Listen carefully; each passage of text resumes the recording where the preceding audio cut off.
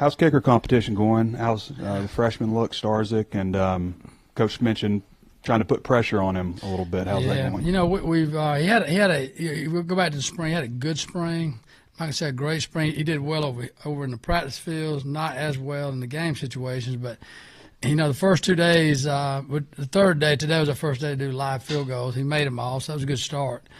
And then our charting part that we do over here at the stadium, when everybody else is over there practicing, he's done really well there as well. And, you know, I think I'm pleased where he's at. He's young, so, you know how freshmen are going to react. But I think his personality is a lot like Cam Little's.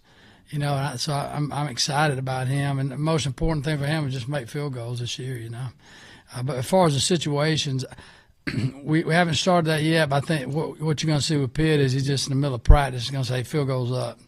Have him kick a long field goal, a short field goal. Just try to put some pressure on him like that, which is always good. Anytime the attention is brought to you, I think it's big. And what I'm trying to do in our charting session when nobody else is here, I'm going, all right, we've got Texas A&M at home, second quarter, 4 minutes to go. Just situations like that to get them thinking, you know. Is Starzik the guy? I mean, have you guys we always compete. We're trying, you know, letting Blake Ford compete. I think Blake's, you know, transferred back here from North Texas. Charlie Vondermeeden's here. We're letting them compete. So, you know, I think after camp we'll make that for sure decision. But I think Scott's in a good place coming out of spring. Return game, have you guys spent a lot of time on that? And how's Shanks looking? How's Rodney looking? Anybody else competing for return you know, jobs? At punt returner, I'm trying to think, we have Mega Blake, which is back there working a little bit, and also Sharp's back there working. But, I mean, I think Cam will be our guy at the end of the day. But all three of those guys have kind of stood out to me. Kickoff return, of course, Rodney Hill, I think he's had a really good spring, really good camp. And I kind of the batting kid that's a freshman here has kind of caught my attention a little bit. But we'll see. And also I think you may see Braylon Russell as an off returner or returner occasionally, you know, just a big body. And, you know, he's not afraid of contact. So I'm kind of interested to see how he does. We started working at off returner right now. But I'm excited. I think we got, you know, I was talking to Coach Pitt about this. I think we have better returners, better athletes to choose from this year than I've had in the 6 years I've been here. So I'm pretty excited about that. You mentioned Scott's personality, kind of like Cam, and I think we talked about it in the spring, but is that something you identified in the recruiting process and like a reason maybe you guys gravitated toward him? If I carry you back to we had a kid committed here at one time, and him and Scott come up to the same camp. And Scott just is almost like he was so locked in and so focused, but also talking to me and all that. He's almost in your face talking. And boy, after the camp, I said, man, he's really good. But golly, I don't know that personality. So, I mean, Cam was the same way when it comes out going his personality. I don't know. But when we had an opportunity to get Scott, that was one of the things for sure that drove me to him. I thought he was a kid that's a player's guy. The kids are going to love him in the locker room. You know, and I think also he's a guy that better handle a little bit of attention.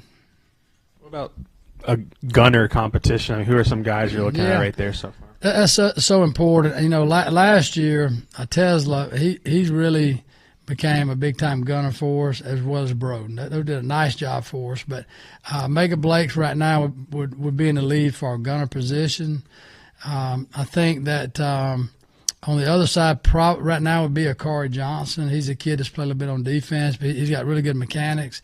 So I'm really focusing on those two, but I am looking at a lot of other guys. So, but I'm excited because honestly, with the punt team, you know, if you hit the perfect ball, we're going to be fine. If you don't, you got to have guys that can go cover.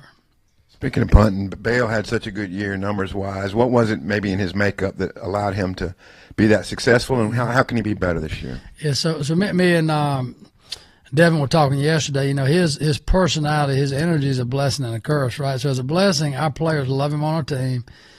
He is a go-getter. He's aggressive. But also that personality, if you have a bad punt, if he doesn't manage it, you can get down, you know, because it's kind of real high, you're real low. So last year he was unbelievable for about 6 or 7 games. And then we had a little bit of a lull there for 2 games, and then he got back in his rhythms. And we've talked a ton about that. But I'm really pleased with him this morning time. And, I mean, he hit 3 or 4 5-0 hang times, which is really good in punt world. But I think he can have a fantastic year. He works his tail off, you know, in a weight room. He's a he's as good as a lot of positions in the weight room, just the way he runs and the way he lifts and stuff. And so I'm happy with him. I think he's going to have a great year. I wouldn't want anybody else back there. I could go look up the numbers for what was a couple of lull games. Do you remember who was against? Yeah, Texas. He had a lull. It wasn't the whole game, but he's had a punt or two that wasn't quite he'd hit all year.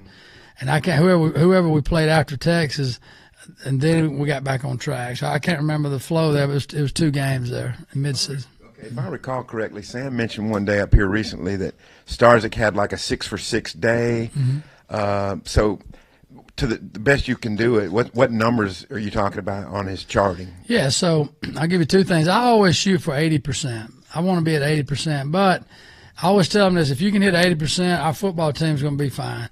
If you hit 90%, you can have an opportunity to go to and get a trophy at the end of the year, the Lou Graza trophy, right? So Cam Little, while he was here, he was over 80% every year, but last year in the NFL, he hit 93%.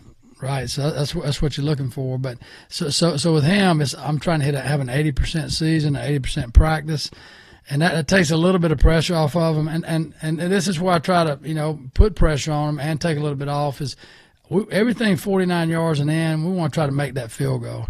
Anything 50 and above, I always tell them it's a 50-50 deal. So take a little pressure off of them. But the last 2 years we've been pretty good over 50, And but I don't want them to go out there thinking that, hey, I got to make every 50-yard field goal. I mean, obviously they're thinking that way, but I don't want the pressure of it carrying over to the next kick if they miss a long field goal. Obviously, last year you had a couple older guys transfer in, and now you have a freshman at kicker. I just would imagine mentality is a big thing there, just for a guy that's fresh into the SEC. Kind of what are you looking at when you do recruit a freshman that lets you know that there's somebody that you can count on right away? Yeah, I think first of all, talent. What kind of leg talent does he have? And I think second of all is the personality. Which I think he has that type of personality. Those are kind of the 2 main things I look for. And you try to go back and in high school, some of these guys kick 6 or 7 field goals all year. It's just according to what team they're on, what their coach is trying to do. So you go to these camps, and for me, in the kicking and the punting world, if I can see a kid compete in a major camp, that's always a big deal. It's not AU basketball, but it's similar to it, right? You go and compete in a 3-day camp. How does he compete against the next best guy in the country? And I think that's important. And you think about Cam Little, and I'm talking a lot about him today, but he came out COVID year. So, I mean, really, I saw Cam one time. He's maxing out at 135 on the bench, right, in high school. That's the last time I saw him COVID hits. And then, so I really never got to watch him kick live, so I had to kind of do everything through video and through the camps. So the guys warming up from the corner today with the goalpost. Was just kind of curious what the purpose of that drill is. You talking about kicking towards the goalpost? Yeah, from the corner. That's called field goal to accuracy, and we're trying to aim for the upright. It's hard to hit the upright, but if they do, you're doing some good things. But I always try to, we early in camp, we're going to incorporate that. This is what we call, that was our period A we were doing this morning. And myself and the kids, we kind of put together a routine that they're comfortable with. But anytime we kind of take the field goal to accuracy out once we get going in the season, but if we ever have any trouble with missing field goals, we'll go back to it. But that's all you're doing, trying to aim for the upright.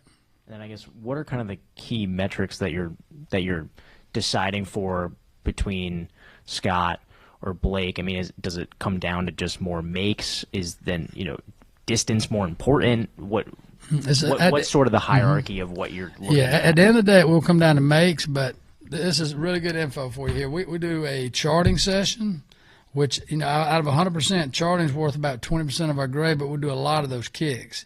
Then we have live kicks. Our live kicks is about 35% of your grade. And then we do scrimmage. Now, scrimmage, we don't get many opportunities there, right? Maybe 9, but that has a lot of weight. That's about a 45% weight. So anybody can kick, because they're going to be nervous for me a day or two, and then after a while, it's Coach Fountain, right? But in front of Pittman and the team and people rush it, that's always going to bring a different value, and then also in the stadium. So they can be good. I've had many guys really good at charting, and as soon as they get in front of Coach Pittman, they tank it, or they go live at the stadium, they struggle. So that's how we kind of break it down. But it is about the makes at the end of the day. Imagine you're a big fan of like tight ends, safeties, linebackers, guys that can run and hit. Is there anybody, I guess, that stands out to you that's, not a gunner, not a return guy, not a kicker punter, that just can kind of help you on all teams? Yeah. if you look at the NFL, every tight end and every linebacker, that is the only position that every single guy that want to play on teams at that level. Here, where I'm excited is our tight end room, in my opinion, is so much better than it's ever been. So like Jaden Platt's a guy that's really impressed me, and he's a big guy, but I think he'll be able to help us on teams.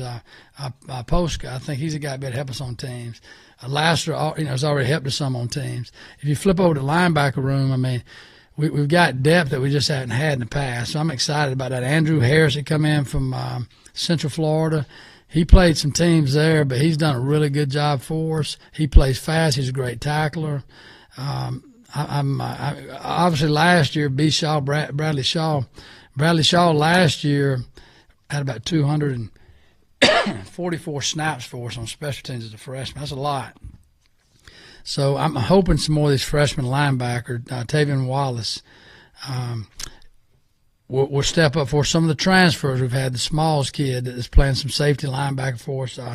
Whalen is another kid I like on teams. So we've got some depth there that I'm really excited about it that we just haven't had in the past, Obviously, it's Coach Pittman's call, what to do, kick, punt, go for it, all that kind of stuff. Mm-hmm. But how does your mind start working when the offense crosses 50-yard line and there's so many different possibilities that can come up? Where are you mentally at that point? Right, so I'm typically yelling field goal / punt team. So I'm trying to get the punt team up, but I know, and I'm yelling punt really. We get inside the 40 or whatever it is our guy can do in the wind that day. Because in pregame, I'm going to go up to the kicker, hey, going north, what do you think? Going south, what do you think? That changes every week according to what the wind is, right? So if once we cross the 50, I'm still thinking punt, but once we're kind of getting on the verge there, what is it? Is it a punt? What are we going to do this down? I'll get both units ready. So that's always kind of nerve-wracking there, trying to get two units out on the field. Coach Pittman mentioned, and I've forgotten his name, maybe Zach, one of the long snappers. Zach Haber. You put on a partial scholarship. Yep. I wonder, is he a guy that you see for the future that could be a starter? Or what's your thoughts on that? Yeah, I think he has a chance. I do. He's a kid that comes from my community college, Butler Community College. He played his freshman year at New Mexico for a semester, and then their coach left, so he went to JUCO ball. He's from Durango, Colorado. Really good athlete. He's kind of a carbon copy of Ashton Noe, maybe a shade smaller, but we think he's got a real future ahead of him.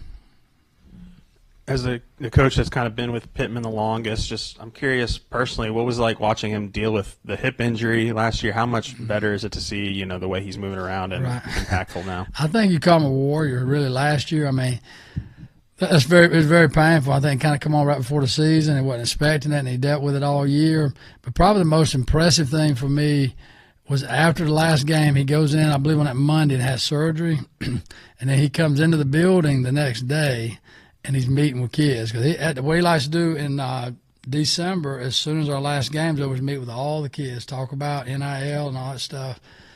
And he came in that next day, and he got after it now. And he did it for the next 3 days, that Wednesday, Thursday, and Friday.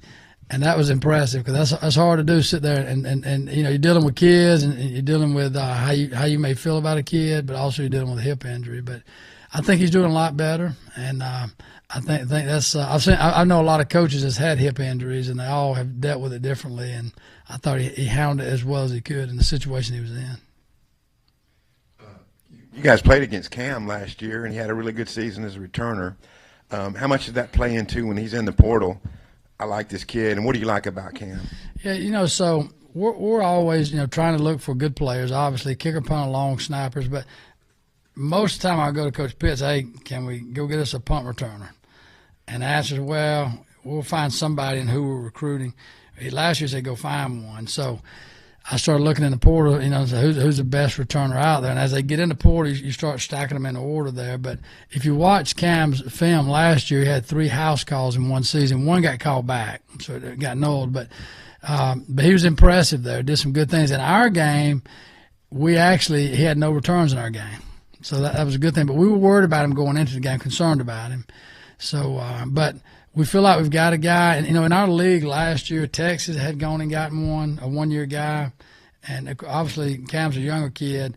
And there was one other team in our league that went and got a 1-year guy. So we thought, that it might give us a chance to kind of boost us there in that game. And guys, at heart, I love to return punts. I mean, we've had I've had a lot of good punt returns in my career, and I really hope this will be an exciting year for us in that area. That's what I'm hoping for. And they've had some good returners here. I think he had a pretty good game catching the ball here, if I remember right. He did. He sure did. Kickoff. What's going on at the kickoff spot? In terms of a kickoff guy, as of day 3, I think Blake Ford would sort of be in the lead for us. I mean, today he hit a 4.31, about 7 deep in the end zone.